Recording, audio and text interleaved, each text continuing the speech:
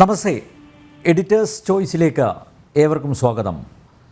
Pookode veterinary സർവകലാശാലയിലെ 2ാം വർഷ വിദ്യാർത്ഥി സിദ്ധാർത്ഥൻ്റെ ദുരൂഹ മരണത്തിൽ മുഖ്യപ്രതിയായ സിൻജോ ജോൺസണുമായി മെൻസ് ഹോസ്റ്റലിലെത്തി പോലീസ് തെളിവെടുത്തു. കൊടിയ മർദ്ദനത്തിന് ഉപയോഗിച്ച കേബിൾ വയറും ഗ്ലൂഗണ്ണും ചെരുപ്പും പോലീസ് കണ്ടെടുത്തു. സിദ്ധാർത്ഥൻ്റെ പോസ്റ്റ്മോർട്ടം റിപ്പോർട്ടിൻ്റെ അടിസ്ഥാനത്തിൽ കൊലപാതകവും ഗൂഢാലോചനയും ഉൾപ്പെടെയുള്ള ഗുരുതര കുറ്റങ്ങൾ അന്വേഷണ സംഘം ഇതുവരെയായും ചാർത്തിയിട്ടില്ല. തെളിവുകൾ നശിപ്പിച്ച dean doctor MK Narayanan, assistant warden Kanthadas, സിദ്ധാർത്ഥനോട് കാട്ടിയ ക്രൂരത അമ്മയിൽ നിന്നും മറച്ചുവെച്ച വിദ്യാർത്ഥി അക്ഷയ് എന്നിവരെ പ്രതി ചേർത്തിട്ടില്ല.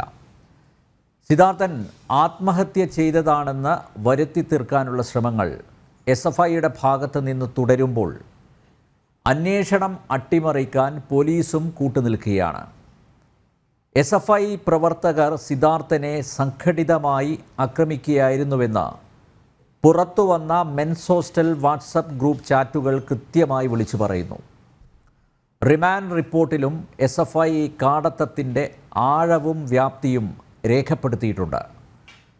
സിദ്ധാർത്ഥൻ ഹോസ്റ്റൽ മുറിയിലെ ബാത്റൂമിൽ അടിവസ്ത്രം മാത്രം ധരിച്ച് തൂങ്ങി നിൽക്കുന്ന ചിത്രവും ഇത് ആത്മഹത്യയല്ല കൊലപാതകമാണെന്നതിലേക്ക് വിരൽ ചൂണ്ടുന്നു. സിദ്ധാർത്ഥനെ കൊന്നതാണെന്ന് വൈകിയാണെങ്കിലും കണ്ടുനിന്നവർ വിളിച്ചു പറയുന്നു. എന്നിട്ടും പോലീസ് പ്രതികൾക്കെതിരെ IPCയിലെ 302 വകുപ്പ് ചുമത്താത്തത് എന്തുകൊണ്ടാണ്? എഡിറ്റേഴ്സ് ചോയ്സ് വിശദമായി പരിശോധിക്കുന്നു. സിദ്ധാർത്ഥൻ്റെ അമ്മാമൻ ഷിബു, പ്രശസ്ത മനഃശാസ്ത്ര വിദഗ്ധൻ ഡോക്ടർ അരുൺ B. നായർ, സംവാദകൻ ശ്രീജിത്ത് പണിക്കർ, സാമൂഹ്യ നിരീക്ഷകൻ MK ഹരിദാസ്, ABVP നേതാവ് ഈശ്വർ പ്രസാദ്, SFIയുടെ കണ്ണില്ലാത്ത ക്രൂരതയ്ക്ക് ഇരകളായ ABVP മുൻ നേതാക്കൾ ഡോക്ടർ മേഘ, KS സനൂപ്, അഭിഭാഷകനായ സോജൻ ജോബ് എന്നിവ അതിഥികളാവുന്ന എല്ലാ അതിഥികളെയും ഈ സംവാദത്തിലേക്ക് സ്നേഹാദരങ്ങളോടെ സ്വാഗതം ചെയ്യുന്നു. ഒപ്പം പ്രേക്ഷകരെയും. MK ഹരിദാസ്, ഒരു വിദ്യാർത്ഥിനി നൽകിയ പരാതിയിൽ SFI കോടതി വിചാരണ നടത്തി സിദ്ധാർത്ഥന് വധശിക്ഷ വിധിക്കുന്നു. പൂക്കോട് സർവകലാശാല മെൻസ് ഹോസ്റ്റലിൽ നടന്ന ദാരുണ സംഭവത്തെ എനിക്ക് ഇങ്ങനെ മാത്രമേ കാണാനാവൂ. എന്നാൽ ഈ പെൺകുട്ടിയുടെ പരാതിയിൽ നടപടിയും മാനഹാനിയും ഭയന്ന് സിദ്ധാർത്ഥൻ സ്വയം ജീവനൊടുക്കിയെന്നാണ് വ്യാജ MSFകാരനെ പോലും ഇറക്കി സ്റ്റുഡൻറ് ഫാഷിസ്റ്റുകൾ പ്രചരിപ്പിക്കുന്ന നറേറ്റീവ്. വണ്ടിപ്പെരിയാറിൽ പ്രായപൂർത്തിയാകാത്ത പെൺകുട്ടിയെ റേപ്പ് ചെയ്ത് കൊന്നവനെ അഭിമുഖത്തിലൂടെ വിശുദ്ധനാക്കിയ നമ്മുടെ കൂട്ടത്തിൽ ഉള്ള ഒരു വിവരം കെട്ട മാധ്യമപ്രവർത്തകനും അച്ചാരം വാങ്ങി ഈ നറേറ്റീവ് ഏറ്റുപിടിച്ചിട്ടുണ്ട്. കേരളത്തിലെ ഒരു പ്രൊഫഷണൽ കോളേജിലാണ് പരസ്യമായ ആൾക്കൂട്ട വിചാരണ നടന്നത്. തുടർന്ന് വധശിക്ഷയും നടപ്പിലാക്കിയത്. 18-ന് നടന്ന ഈ ദാരുണ സംഭവം 4 ദിവസം കഴിഞ്ഞ് ഞങ്ങളാണ് ആദ്യം പുറംലോകത്തെ അറിയിക്കുന്നത്. ഒരു സ്വാഭാവിക ആത്മഹത്യയായി ഒതുക്കാനാണ് SFI CPM പോലീസ് നെക്സസ് തുടക്കം മുതൽ ശ്രമിച്ചത്. തുടക്കത്തിൽ ഞങ്ങൾ പ്രകടിപ്പിച്ച സന്ദേഹങ്ങളെല്ലാം ഇപ്പോൾ ഏറെക്കുറെ ശരിയായി വരികയാണ്. 18 പ്രതികളിൽ ആത്മഹത്യാ പ്രേരണ കുറ്റവും റാഗിംഗ് നിരോധന നിയമത്തിലെ വകുപ്പുകളും മാത്രം ചുമത്തി കേരള പോലീസ് കേരളം കണ്ട ഏറ്റവും വലിയ ആൾക്കൂട്ട കൊലപാതക കേസ് അവസാനിപ്പിക്കുകയല്ലേ? എന്താണ് താങ്കൾക്ക് തോന്നുന്നത്, ശ്രീ ഹരിദാസ്?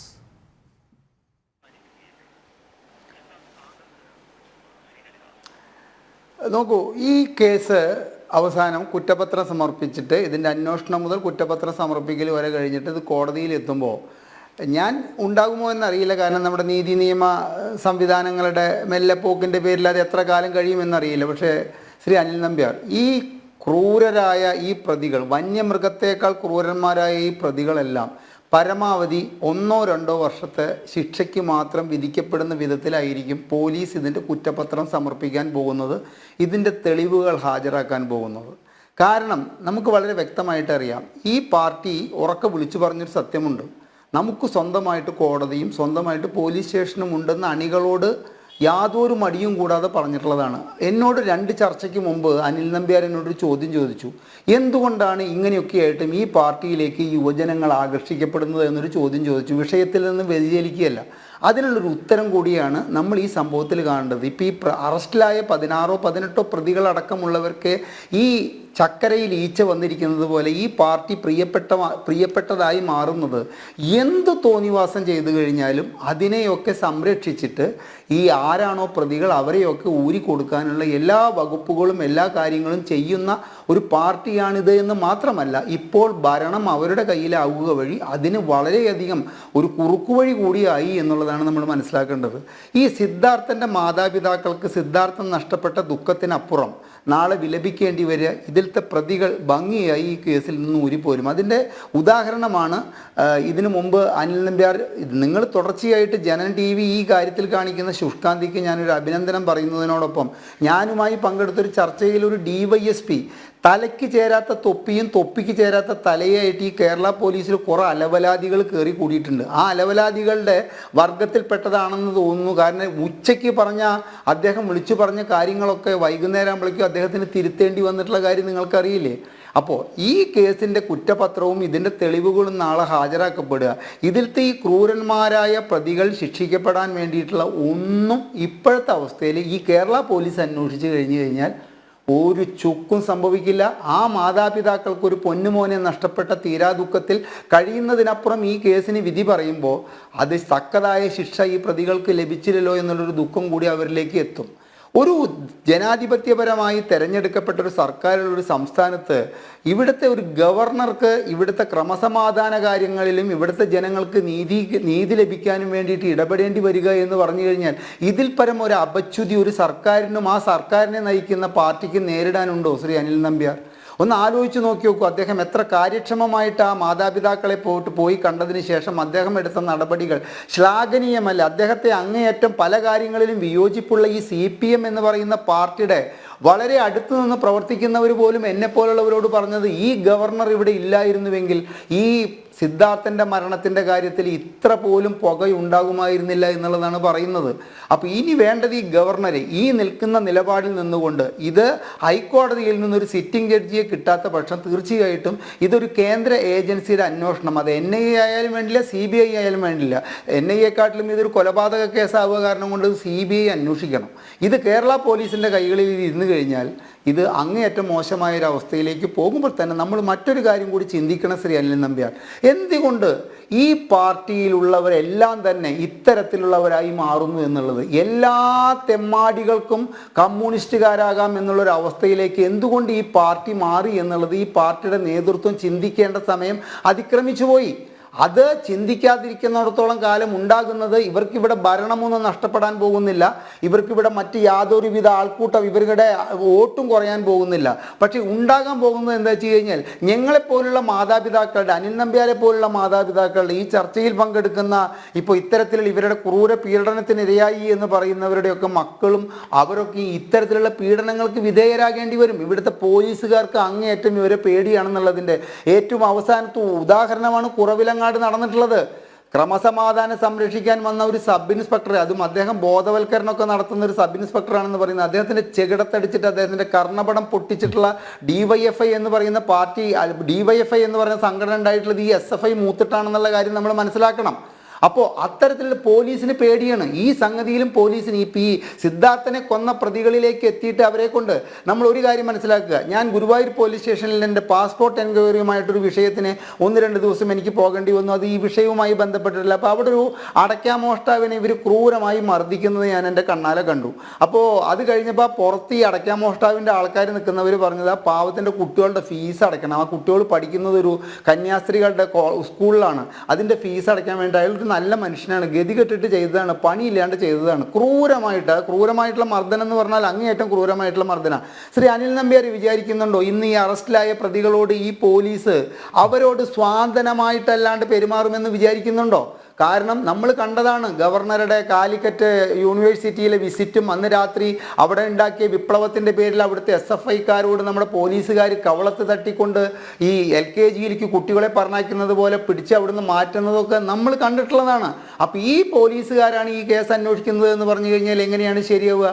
ഇവിടെ കേരള യൂണിവേഴ്സിറ്റിയുടെ അഡ്മിനിസ്ട്രേറ്റീവ് ഓഫീസറായിരുന്ന ഒരു ഡോക്ടർ വിജയലക്ഷ്മി എന്ന് പറയുന്ന ഒരു സ്ത്രീ, അവർക്ക് ഉണ്ടായിട്ടുള്ളൊരു ദുരനുഭവം വിവരിച്ചിട്ടുള്ളത് ഇന്നത്തെ രാജ്യസഭാ MP ആയ ഒരു വ്യക്തി ആ സ്ത്രീയെ സെപ്റ്റിപ്പിൻ കൊണ്ട് കുത്തുകയും അങ്ങേയറ്റം 3 മണിക്കൂർ ഒരു സ്ത്രീയെ ഇവർ സ്ത്രീ വിമോചനത്തിനും സ്ത്രീ സംരക്ഷണത്തിനും വേണ്ടി 50 കോടി ചിലവാക്കി വനിതാ മതിൽ കെട്ടിയ വിഭാഗത്തിൽപ്പെട്ടിട്ടുള്ള ഒരു പാർട്ടിയുടെ യുവജന സംഘടനയുടെ നേതാവ് ഒരിക്കൽ ചെയ്തിട്ടുള്ള സംഭവമാണ്. 3 മണിക്കൂർ വെള്ളം കുടിക്കാനോ 3 മണിക്കൂർ ഒന്ന് എഴുന്നേൽക്കാനോ സമ്മതിക്കാതെ ഇവർ ആവശ്യപ്പെടുന്ന ഒരു അതെ, തീർച്ചയായിട്ടും എനിക്കറിയാം. ഞാൻ ഇന്നത് യൂട്യൂബിൽ എടുത്ത് നോക്കി, കാരണം അവരുടെ പേര് എനിക്ക് ഓർമ്മ വന്നില്ല. അപ്പോൾ അത് താങ്കൾ റിപ്പോർട്ട് ചെയ്തിട്ടുള്ളതാണ്. അവരെടുത്ത് പറയുന്ന സംഗതികൾ കേട്ടാൽ ഈ A റഹീം മുതൽ ഈ ശരത് ലാലിൻ്റെയും കൃപേഷിൻ്റെയും തല പാതി വെട്ടിയെടുത്തവരും 51 വെട്ടിയിട്ട് ഈ ചന്ദ്രശേഖരൻ എന്ന് പറയുന്നവരെ കൊന്നവരും ഒക്കെ എന്തിനേറെ നരബലി നടത്തി മനുഷ്യമാംസം ഭക്ഷിച്ച ഭഗത് സിംഗ് എന്ന് പറയുന്ന വ്യക്തിയും DYFIക്കാരനാണെന്ന് പറയുമ്പോൾ ഈ പാർട്ടിയിലേക്ക് ഈ ക്രൂരന്മാരുടെ ചേക്കേറൽ എന്തുകൊണ്ടാണ് എന്നുള്ള കാര്യത്തെക്കുറിച്ചിട്ട് എന്തുകൊണ്ടാണ് ഈ പാർട്ടി നേതൃത്വം അല്ലെങ്കിൽ ഈ കാരണഭൂതരായവരൊന്നും ചിന്തിക്കാത്തതെന്നാണ് എനിക്ക് മനസ്സിലാകാത്തത്. അത് ചിന്തിക്കേണ്ട കാലം അതിക്രമിച്ചില്ലേ? എല്ലാ ക്രൂരന്മാരും ഇന്ന് പാർട്ടി പ്രവർത്തകരാണ്. ഞാൻ എൻ്റെ ഒരു അറിവിൽപ്പെട്ടൊരു സംഗതി പറയുകയാണ്. കഴിഞ്ഞ പ്രാവശ്യം അനിൽ നമ്പ്യാരുമായിട്ടുള്ള ചർച്ച കഴിഞ്ഞിട്ട് എനിക്ക് വന്നിട്ടുള്ളൊരു മെസ്സേജാണ്, എടാ ഹരിദാസ, നീ ഇരുന്നിട്ട് പ്രസംഗിച്ചത് കൊണ്ടൊന്നും ഇതിലൊന്നും ഞങ്ങൾ മാറാൻ പോകുന്നില്ല. അമ്പലങ്ങളിൽ റാഗിങ് നടത്താൻ പറ്റില്ല, കോളേജുകളിലെ റാഗിങ് നടത്താൻ പറ്റുള്ളൂ. എന്തോ ഒരു കാഴ്ചപ്പാടാണെന്ന് ആലോചിച്ച് നോക്കി നോക്കൂ. അമ്പലങ്ങളെന്നല്ല, ക്ഷേത്രങ്ങളിൽ റാഗിങ് നടത്താൻ പറ്റുമോ?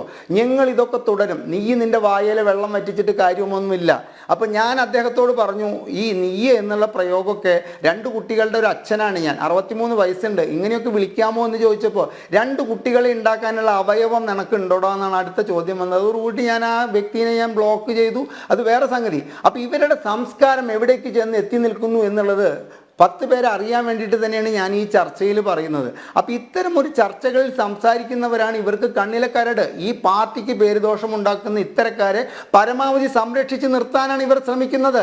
ആ ഹോസ്റ്റലിൽ ഉണ്ടായിട്ടുള്ള വിവരങ്ങളെ കുറിച്ചിട്ട് ഇന്ന് നിങ്ങൾ മാധ്യമങ്ങൾ റിപ്പോർട്ട് ചെയ്തതനുസരിച്ചിട്ട് ഇത് പ്ലാൻ ചെയ്തിട്ടുള്ളൊരു കൊടും ക്രൂരതയ്ക്കിരയായ ഒരു വ്യക്തിയെ അങ്ങേയറ്റം നമ്മൾ പറയില്ലേ പീഡിപ്പിച്ച് കൊന്നതാണെന്നുള്ള കാര്യത്തിൽ എന്താ സംശയമുള്ളത്? അനിൽ നമ്പ്യാർ ഇതിൻ്റെ ഇൻട്രോയിൽ പറഞ്ഞിട്ടുള്ള ഒരു കാര്യം എന്താണെന്ന് വെച്ച് കഴിഞ്ഞാൽ, നാളെ ഇതിൻ്റെ കുറ്റപത്രം വരാൻ പോകുന്നത്. ആ കുറ്റപത്രത്തിൽ ഇവിടെ ഒരു മനഃശാസ്ത്രജ്ഞനുണ്ട്. ഞാൻ പറയുന്നു, അദ്ദേഹം അതിനെ ഒന്നും കൂടി വിശകലനം ചെയ്യണം. ആ കുറ്റപത്രത്തിൽ ഒരു വരി ഉണ്ടായിരിക്കാം, പഠനത്തിൻ്റെ ഭാരിച്ച ചുമതലകളിലുള്ള മാനസിക സംഘർഷം കൂടി ഈ പാവപ്പെട്ട സിദ്ധാർത്ഥൻ ഉണ്ടായിരുന്നു എന്ന് അതിൽ എഴുതി വെക്കപ്പെട്ടിട്ടില്ലെങ്കിൽ എന്നെ തീർച്ചയായിട്ടും ആ ഒരു വരി അതിലുണ്ടായിരിക്കും.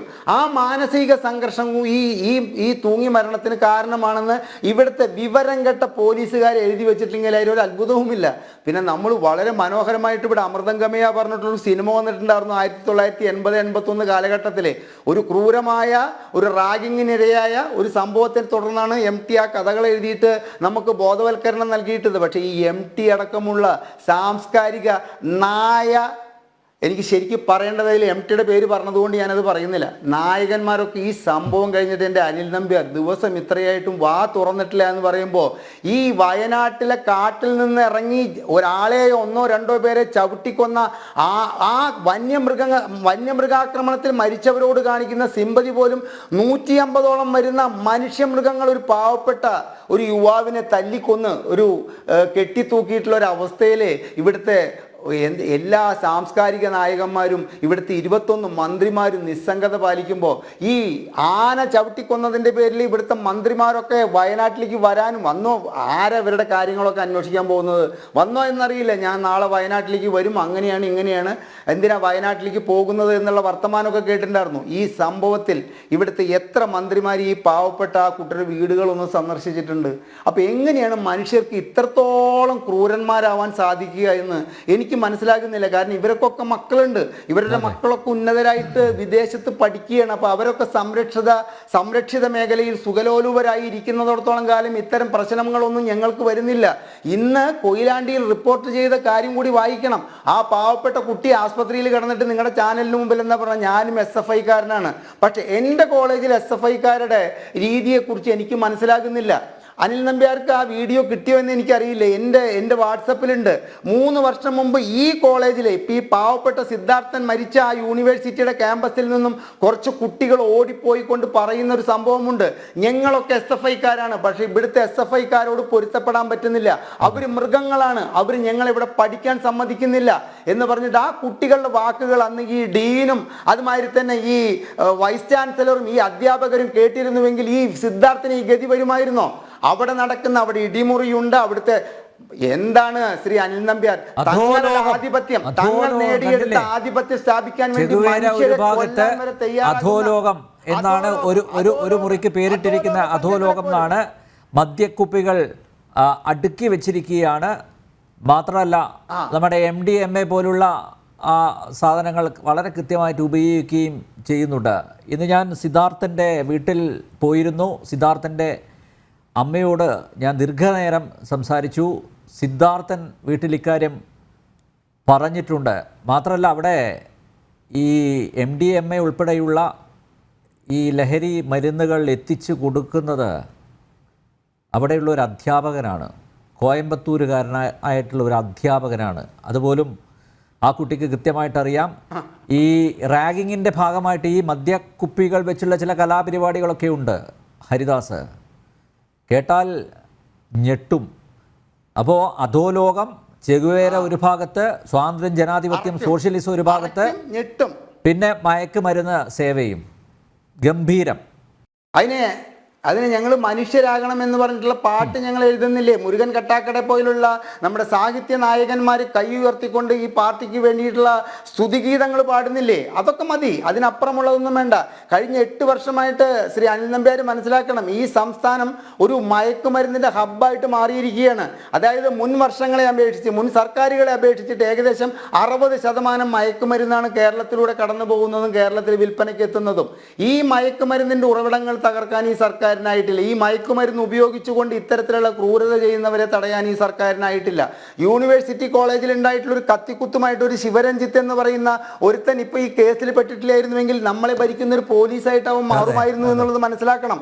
അത് ഈ A റഹീം എന്ന് പറയുന്ന മഹാൻ ഒരു വിജയലക്ഷ്മിയെ അങ്ങേയറ്റം ഹരാസ് ചെയ്ത സ്ഥലത്ത് നിന്ന് തന്നെ നമ്മുടെ ക്രമസമാധാനം സംരക്ഷിക്കാൻ ശിവരഞ്ജിത്ത് എന്ന് പറഞ്ഞൊരു ക്രിമിനൽ ഉണ്ടാകുമായിരുന്നു എന്നുള്ള കാര്യം നമ്മൾ മനസ്സിലാക്കണം. അവിടെയും ഉണ്ടായിരുന്നു ഒരു ഇടിമുറി.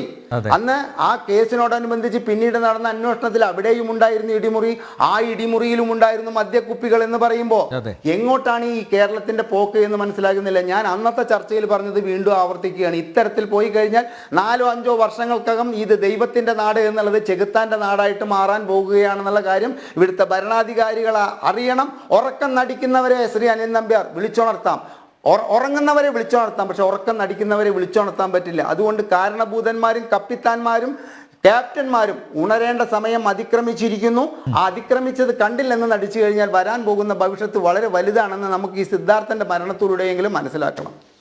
Yes, God's own country devil's own കൺട്രിയായി മാറിയിട്ട് കാലങ്ങൾ കുറേയായി. ശ്രീ ഹരിദാസ്, ഈ സിദ്ധാർത്ഥൻ്റെ അമ്മ മറ്റൊരു കാര്യം കൂടി പറഞ്ഞു. അതായത് ഈ സീനിയേഴ്സ് ഇവരോട് എപ്പോഴും വന്ന് പറയാറുണ്ട്, രാത്രികാലങ്ങളിൽ ഹോസ്റ്റലിന് പുറത്ത് ഇറങ്ങി നടക്കരുത്, പ്രത്യേകിച്ച് ബാത്റൂമുകളിലൊന്നും പോകരുത്. ഇതൊക്കെ ഡോർമിറ്ററി പോലുള്ള സംവിധാനങ്ങളാണ്.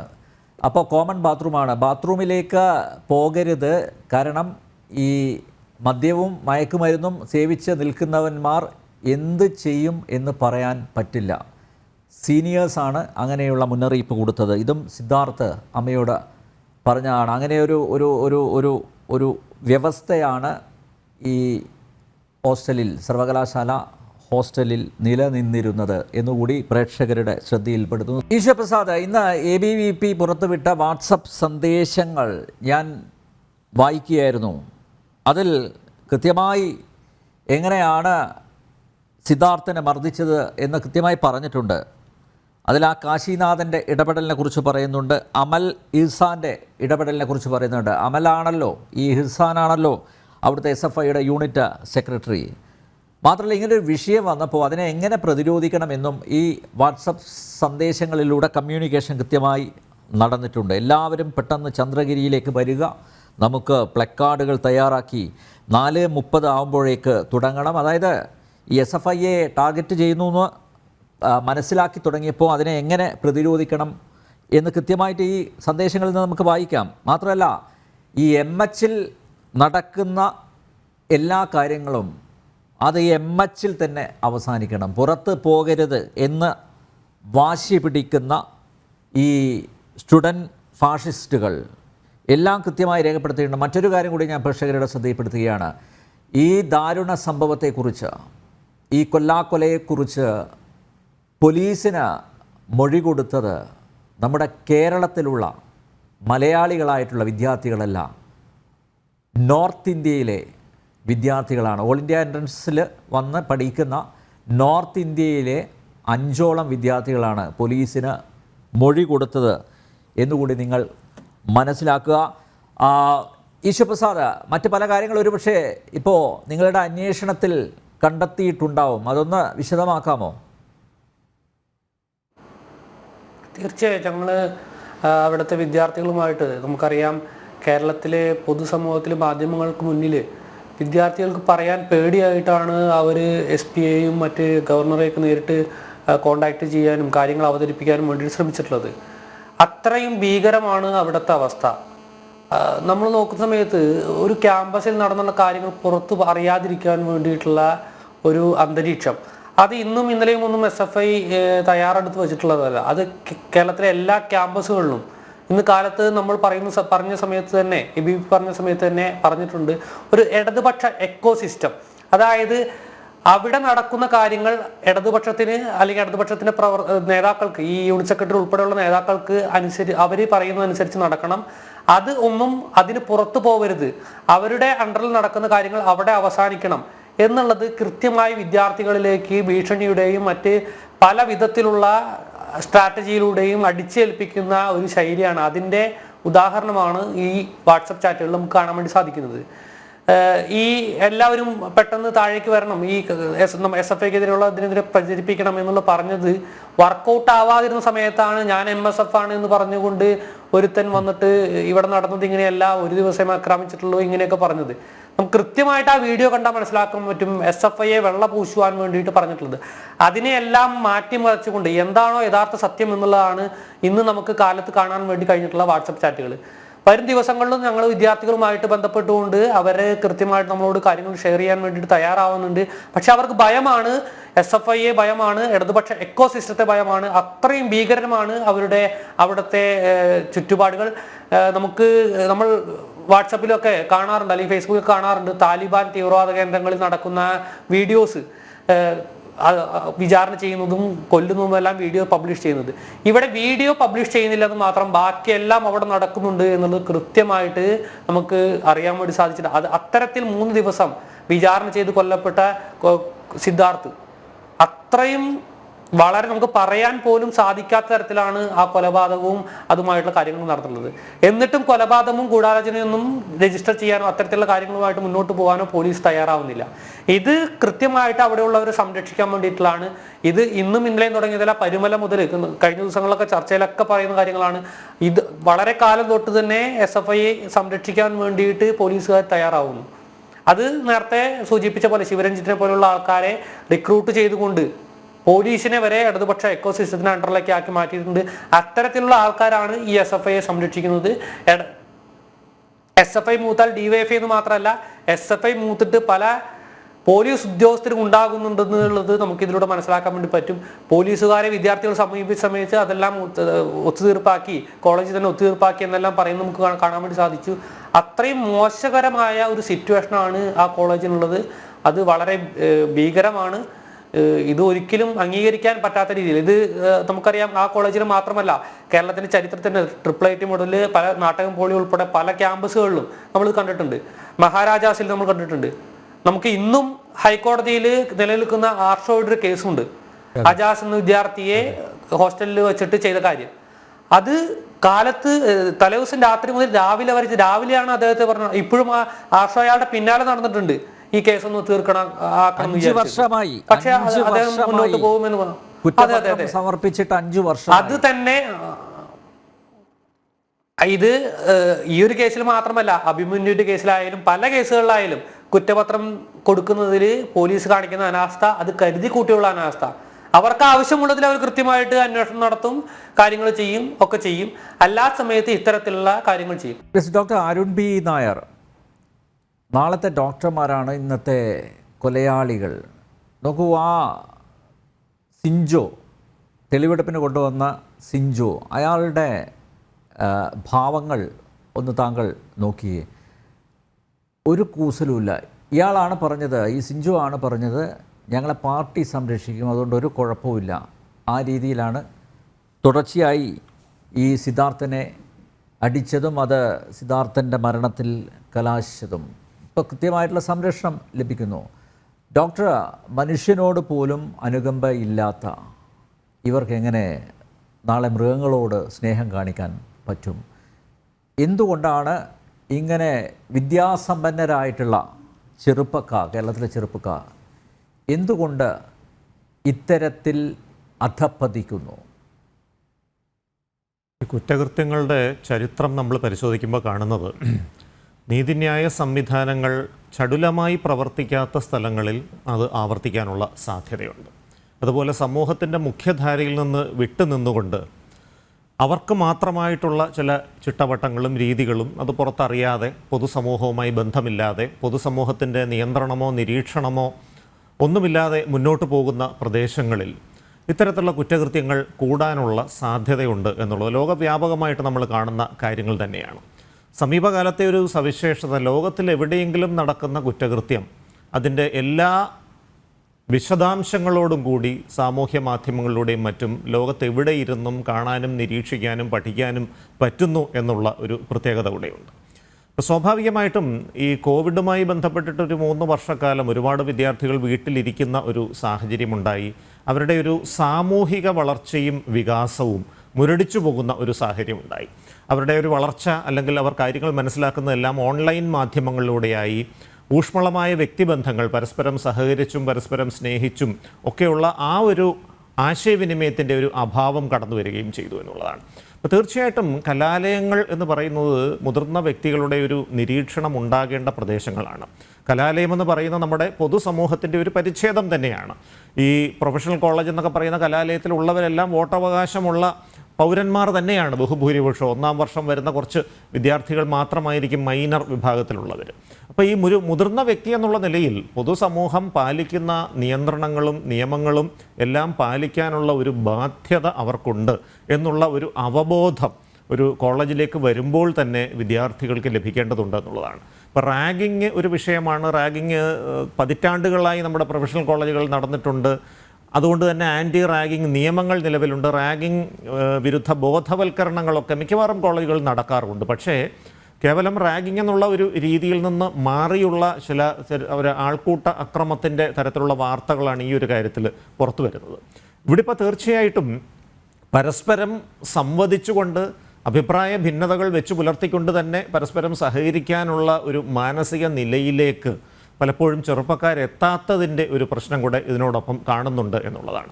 ഇപ്പോൾ ഒരു എതിരഭിപ്രായമുള്ള ഒരു വ്യക്തിയോട് സഹിഷ്ണുത പുലർത്തുക എന്നുള്ളത് തീർച്ചയായിട്ടും ഒരു മനുഷ്യൻ്റെ വളർച്ചയുടെ ഒരു ഭാഗം തന്നെയാണ്. നമ്മൾ എവിടെ ചെല്ലുമ്പോഴും നമ്മൾ പറയുന്ന അഭിപ്രായങ്ങളോട് എതിർപ്പുള്ള ആളുകൾ കാണും. അപ്പോൾ അതൊരു സംവാദത്തിൻ്റെ രീതിയിൽ അതിനെ കൈകാര്യം ചെയ്ത് യുക്തിസഹമായ വാദഗതികൾ നിരത്തി നമ്മുടെ ഭാഗമാണ് ശരിയെന്ന് പ്രതിപക്ഷ ബഹുമാനത്തോടെ സമർത്ഥിക്കാനുള്ളൊരു കഴിവിനെയാണ് നമ്മൾ സംവാദം അല്ലെങ്കിൽ ഡിബേറ്റ് എന്ന് പറയുന്നത്. അതിനപ്പുറം മറ്റേ ആളിൻ്റെ അഭിപ്രായങ്ങളെ അടിച്ചമർത്തിക്കൊണ്ട് അയാളെ വ്യക്തിപരമായിട്ട് ഇല്ലാതാക്കി അയാളെ ധാർമ്മികമായി മാനസികമായും അപഹസിച്ചുകൊണ്ട് അയാളെ ശാരീരികമായി ഇല്ലായ്മ ചെയ്തുകൊണ്ട് നമ്മൾ മാത്രമാണ് ഇവിടെ ഉള്ളത് എന്ന തരത്തിലേക്ക് വരുത്തി തീർക്കുന്ന ഒരിക്കലും ഒരു മനുഷ്യത്വം നിറഞ്ഞ ഒരു രീതിയല്ല എന്നുള്ളതാണ്. അപ്പോൾ ഇവിടെ തീർച്ചയായിട്ടും ക്യാമ്പസുകളിൽ student support and guidance cell എന്നൊക്കെയുള്ള ചില സംവിധാനങ്ങൾ ഇപ്പോൾ വിദേശ രാഷ്ട്രങ്ങളിൽ ഉണ്ട്, നമ്മുടെ നാട്ടിലും ചില കോളേജ് ക്യാമ്പസുകൾ നിലവിലുണ്ട്. അപ്പോൾ ഇത്തരം സംവിധാനങ്ങൾ തീർച്ചയായിട്ടും അധ്യാപകരുടെ ഇടയിൽ തന്നെ ഈ കുട്ടികളുടെ മാനസികമായ പിന്തുണ കൊടുക്കാൻ പറ്റുന്ന പരിശീലനം ലഭിച്ചിട്ടുള്ള അധ്യാപകരുണ്ടാകും. അവരോട് ഈ ക്യാമ്പസിൽ അവർക്ക് അഭിമുഖീകരിക്കേണ്ടി വരുന്ന എന്ത് തരം പ്രയാസവുമാകാം, അത് ഇത്തരത്തിലുള്ള അഭിപ്രായ വ്യത്യാസങ്ങളെ തുടർന്നുള്ള കാര്യങ്ങളാകാം, മുതിർന്ന വിദ്യാർത്ഥികളുടെ ഭാഗത്തുനിന്നുള്ള ഹരാസ്മെൻ്റ് ആകാം, ലഹരി ഉപയോഗിക്കുന്ന വിദ്യാർത്ഥികളിലുണ്ടാകുന്ന ശല്യങ്ങളാകാം, പഠന പ്രശ്നങ്ങളാകാം, എന്ത് വിഷയവും തുറന്ന് സംസാരിക്കാനും അങ്ങനെ സംസാരിക്കുമ്പോൾ അതിനൊരു പരിഹാരം കിട്ടാനുമുള്ളൊരു സംവിധാനം തീർച്ചയായിട്ടും എല്ലാ കലാലയങ്ങളിലും ഉണ്ടാകേണ്ടത് ആവശ്യമാണ്. ഇങ്ങനെയൊരു സംവിധാനം ഉണ്ടായാൽ രണ്ട് ഗുണങ്ങളുണ്ട്. ഒന്ന്, എന്തെങ്കിലും തരത്തിലുള്ളൊരു നിയമലംഘനം ആ ക്യാമ്പസിൽ, അവിടുത്തെ ഹോസ്റ്റലിൽ, അവിടെ എവിടെയെങ്കിലും നടക്കുന്നുണ്ടെങ്കിൽ അത് തുടക്കത്തിൽ തന്നെ അറിയാൻ ഈ സപ്പോർട്ട് ആൻഡ് ഗൈഡൻസ് സെല്ലിലെ മേധാവിയായ അധ്യാപകന് സാധിക്കും. ഉടൻ തന്നെ അത് കോളേജിൻ്റെ അധികാരികളുടെ ശ്രദ്ധയിൽപ്പെടുത്തി അതിനെ നിയമപരമായിട്ട് തന്നെ നേരിടാനായിട്ട് അവർക്ക് സാധിക്കും. രണ്ട്, ഇത്തരത്തിലുള്ള പീഡനങ്ങളിലൂടെ കടന്നു പോകുന്ന വിദ്യാർത്ഥികളുടെ മാനസിക നിലയിൽ ഉണ്ടാകുന്ന പ്രശ്നങ്ങൾ അത് ഉടൻ തന്നെ കൈകാര്യം ചെയ്യാനും സാധിക്കും എന്നുള്ളതാണ്.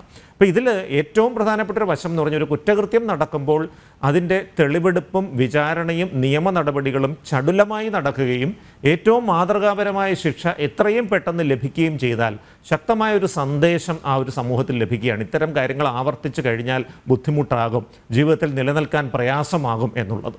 അപ്പോൾ ഇങ്ങനെയൊരു വശം കൂടെ ഇതിനോട് ഒപ്പം ചേർത്ത് വായിക്കണം. പിന്നെ ലഹരി വസ്തുക്കളുമായി ബന്ധപ്പെട്ടിട്ടുള്ള ചില കാര്യങ്ങളും ഇതിൽ പറഞ്ഞു കേൾക്കുന്നുണ്ട്. അപ്പോൾ തീർച്ചയായിട്ടും ഡോക്ടർ, ഒരു നോർമൽ ഹ്യൂമൻ ബീയിങ്ങിന് ഇങ്ങനെയൊക്കെ പെരുമാറാൻ പറ്റുമോ? 3 ദിവസം കസ്റ്റഡിയിൽ വെച്ച് പിന്നെ ക്രൂരമായി പീഡിപ്പിക്കുക, 2 ബെൽറ്റുകൾ അത് മുറിയുന്നത് വരെ അടിക്കുക, മറ്റ് അയൺ റോഡ് കൊണ്ട് അടിക്കുക, പിന്നെ കൈകൾ കൂട്ടിക്കെട്ടി കസേരയിൽ കൂട്ടിക്കെട്ടിയ ശേഷം ചവിട്ടി താഴെ വീഴ്ത്തുക, ഇതൊക്കെ ഒരു നോർമൽ ഹ്യൂമൻ ബീയിങ്ങിനെ കൊണ്ട് സാധിക്കുമോ? അപ്പോൾ അത് ഇവരെ ഒന്നുകിൽ ഇവർ മയക്കുമരുന്നിന് അടിമകളാണ് അല്ലേ, അങ്ങനെയുള്ളവർക്കല്ലേ ഇത് ചെയ്യാൻ പറ്റുമോ? ഈ പറഞ്ഞ ഒരു വിവരണം വെച്ചിട്ട് മറ്റൊരു മനുഷ്യൻ്റെ വേദന തിരിച്ചറിയാൻ കഴിയുന്ന ഒരു മനുഷ്യജീവിക്ക് ഇത് ചെയ്യാൻ സാധ്യമല്ലാത്തൊരു കാര്യമാണ്. അപ്പോൾ നമുക്കെല്ലാവർക്കും ഒരു മനുഷ്യൻ്റെ ഏറ്റവും പ്രധാനപ്പെട്ട ഒരു ജീവിത നിപുണതയായിട്ട് കരുതപ്പെടുന്ന അനുതാപം അല്ലെങ്കിൽ എംപതി എന്നൊരു ഗുണമാണ്. മറ്റൊരു വ്യക്തിയുടെ വൈകാരിക അവസ്ഥകൾ മനസ്സിലാക്കി അയാളുടെ സ്ഥാനത്ത് സ്വയം സങ്കല്പിച്ച് അതിനനുസൃതമായിട്ട് പ്രതികരിക്കാനുള്ളൊരു കഴിവാണ്. 21-ാം നൂറ്റാണ്ടിലെ മസ്തിഷ്ക ശാസ്ത്രത്തിലെ ഏറ്റവും ശ്രദ്ധേയമായൊരു കണ്ടെത്തൽ തന്നെ ഈ അനുതാപത്തിന് അടിസ്ഥാനമായിട്ടുള്ള ദർപ്പണ നാഡീവ്യൂഹങ്ങൾ, മിറർ ന്യൂറോൺസ് മനുഷ്യൻ്റെ തലച്ചോറിലുണ്ട്. പരിശീലനങ്ങളിലൂടെ, ജീവിത നിപുണതാ പരിശീലനങ്ങളിലൂടെ അതിനെ വികസിപ്പിച്ചുകൊണ്ട് വരാനും സാധിക്കും എന്നുള്ളതാണ്. ഇപ്പോൾ 2 കാരണങ്ങൾ കൊണ്ടാണ് ഈ ദർപ്പണ നാഡീവ്യൂഹങ്ങളുടെ പ്രവർത്തനത്തിന് പ്രശ്നം വരുന്നത്. ഒന്ന്, നമ്മൾ കണ്ടു വളരുന്ന സാഹചര്യങ്ങൾ, അനുഭവങ്ങൾ. ഇപ്പോൾ ക്രൂരത എന്ന് പറയുന്നത് അംഗീകരിക്കപ്പെടുന്ന ഒരു സമൂഹത്തിൽ നമ്മൾ ജീവിക്കുന്നു. ഈ ക്രൂരത എന്ന് പറയുന്ന ഒരു പൗരുഷത്തിൻ്റെ പ്രതീകമായിട്ടോ അധികാരത്തിൻ്റെ പ്രതീകമായിട്ടോ കരുതപ്പെടുന്നു. ഈ ക്രൂരതയ്ക്കെതിരായിട്ടുള്ള ഒരു ശബ്ദം പോലും ഉയരുന്നില്ല. ക്രൂരത അംഗീകരിക്കപ്പെടുകയും ആഘോഷിക്കപ്പെടുകയും ചെയ്യുന്ന ഒരു പശ്ചാത്തലത്തിൽ കഴിയുന്ന ഒരു വിദ്യാർത്ഥിയെ സംബന്ധിച്ചിടത്തോളം ആ ഒരു പാതയിലൂടെ സഞ്ചരിക്കാനുള്ളൊരു പ്രവണത വരാനുള്ളൊരു സാധ്യത വളരെ കൂടുതലാണ്. 2, ഈ ലഹരി വസ്തുക്കൾ ഉപയോഗിക്കുമ്പോഴേക്കും നമ്മുടെ ആത്മനിയന്ത്രണത്തിൻ്റെ കേന്ദ്രമെന്ന് പറയും നമ്മുടെ നെറ്റിയുടെ പുറകിൽ നിൽക്കുന്ന പ്രീ ഫ്രോണ്ടൽ കോർട്ടക്സ് എന്ന് പറഞ്ഞൊരു മസ്തിഷ്ക ഭാഗമാണ്. മനുഷ്യർക്ക് ആ ഒരു ഭാഗം നന്നായി വികസിച്ചിട്ടുണ്ട്, മൃഗങ്ങൾക്ക് അത് അത്ര വികസിച്ചിട്ടില്ല. അതുകൊണ്ടാണ് മൃഗങ്ങൾ എന്ത് വികാരം തോന്നിയാലും അപ്പോൾ പ്രകടിപ്പിക്കുന്നതും മനുഷ്യൻ സന്ദർഭവും സാഹചര്യവും നോക്കി മാത്രം വികാരങ്ങൾ പ്രകടിപ്പിക്കാൻ കഴിയുന്നു. ലഹരി വസ്തുക്കൾ, പ്രത്യേകിച്ച് ഈ MDMA പോലെയുള്ള ലഹരി വസ്തുക്കൾ അല്ലെങ്കിൽ സിന്തറ്റിക് ലഹരി വസ്തുക്കളും മറ്റും ഉപയോഗിക്കുമ്പോൾ ഈ തലച്ചോറിലെ പ്രീ ഫ്രോണ്ടൽ കോർട്ടക്സിൻ്റെ പ്രവർത്തനം മന്ദീഭവിക്കാനുള്ള ഒരു സാധ്യതയുണ്ട്.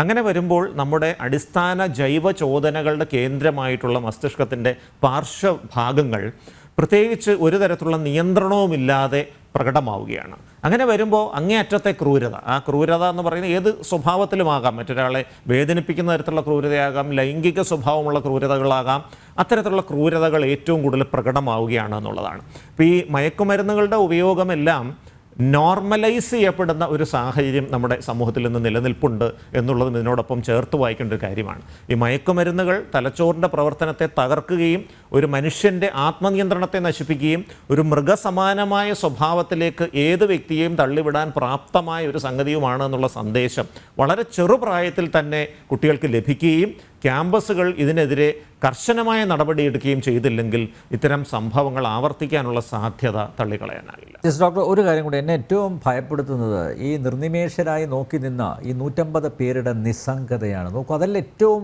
അപകടകരം. തീർച്ചയായിട്ടും അതും നമ്മൾ വളരെയധികം ശ്രദ്ധിക്കേണ്ട ഒരു കാര്യമാണ്. ഇപ്പോൾ നമ്മളൊരു പ്രതികരണശേഷി, ഈ പ്രതികരണശേഷി എന്ന് പറയുന്നത് സമൂഹത്തിൽ ആരോഗ്യകരമായ ഒരു പ്രവണതയല്ല നടക്കുന്നതെങ്കിൽ അതിനെതിരെ ശബ്ദമുയർത്തുകയും നിയമത്തിൻ്റെ സംവിധാനങ്ങൾ ഉപയോഗിച്ചുകൊണ്ട് തന്നെ അതിനെ ചെറുക്കാൻ സാധിക്കുകയും ചെയ്യുക എന്നുള്ളത് തീർച്ചയായിട്ടും ചെറുപ്പക്കാരിൽ നിന്ന് പ്രതീക്ഷിക്കുന്നൊരു കാര്യമാണ്. ഒരു മുതിർന്ന തലമുറ നിയമലംഘനങ്ങൾ നടത്തുമ്പോൾ തന്നെ എല്ലാ കാലത്തും ചെറുപ്പക്കാരതിനെ ചോദ്യം ചെയ്യുന്ന ഒരു സാഹചര്യത്തിലേക്കാണ് നമ്മൾ കാര്യങ്ങൾ സാധാരണ യുവതലമുറക്ക് പ്രതികരണശേഷി കൂടുതലാണെന്നാണ് പറയുന്നത്. അതെ അതെ ഇതിലേതെങ്കിലും ഒരുത്തൻ ഒരു മെസ്സേജ് അല്ലെങ്കിൽ ഒരു ഫോൺ കോൾ അത് ബന്ധപ്പെട്ടവരെ അറിയിക്കുകയാണെങ്കിൽ ഈ സിദ്ധാർത്ഥൻ്റെ ജീവൻ രക്ഷിക്കാമായിരുന്നു. പോട്ടെ, ആ പോലീസ് സ്റ്റേഷനെങ്കിലും പോയി പറഞ്ഞാൽ പോരെ. കാരണം ഇത് ഒരു ദിവസം നടന്നതല്ല, 3 ദിവസം തുടർച്ചയായി നടന്ന് അരങ്ങേറിയ ദാരുണമായിട്ടുള്ള സംഭവമാണ്. അപ്പോൾ ആ പ്രതികരണശേഷി പോലും ഇവന്മാർക്കില്ലെങ്കിൽ പിന്നെ ഇവരെങ്ങനെയാണ് നാളെ ഈ വൈദ്യശാസ്ത്രമൊക്കെ പഠിച്ച് ഡോക്ടർമാരാവുന്നത്?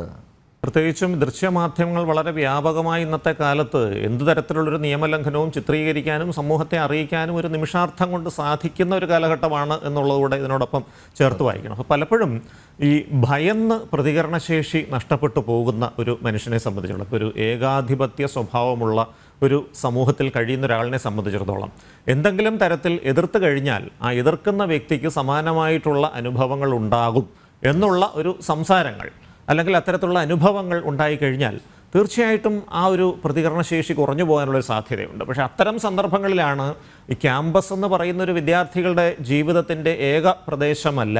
അവർക്കതിന് പുറത്ത് ബന്ധങ്ങളുണ്ടാകാം, കുടുംബമുണ്ടാകാം, മറ്റു സുഹൃത്തുക്കളുണ്ടാകാം. അവിടെയൊക്കെ ഇത്തരം കാര്യങ്ങൾ തുറന്ന് സംസാരിക്കുകയും ഈ ക്യാമ്പസിൽ ഇങ്ങനെയൊരു അനഭിലഷണീയമായ പ്രവണത നടക്കുന്നുണ്ട് എങ്കിൽ നമ്മുടെ ക്യാമ്പസിന് പുറത്തുള്ള സംവിധാനങ്ങളുടെ സഹായത്തോടെ, സൗഹൃദങ്ങളുടെ സഹായത്തോടെ, കുടുംബാംഗങ്ങളുടെ സഹായത്തോടെ അതിനെ നിയമ സംവിധാനങ്ങളുടെ ശ്രദ്ധയിൽ കൊണ്ടുവരികയും ഇത്തരത്തിലുള്ള പ്രവണതകൾ ഇല്ലാതാക്കുകയും ചെയ്യുക എന്നുള്ളത് ഏതൊരു ഉത്തരവാദിത്തമുള്ളൊരു പൗരൻ്റെയും ഒരു അധികാരമാണ്, ഉത്തരവാദിത്തമാണെന്നുള്ളതാണ് സത്യം. അത് ഭയം എന്ന് പറയുന്നൊരു വികാരം അതിനെ മറികടക്കുന്ന അവസ്ഥയിലേക്ക് എത്തിച്ചേർന്നു എന്ന് വേണം ഒരുപക്ഷെ ഇത്തരം സംഭവത്തിൽ നിന്ന് നമുക്ക് മനസ്സിലാക്കാൻ കഴിയും.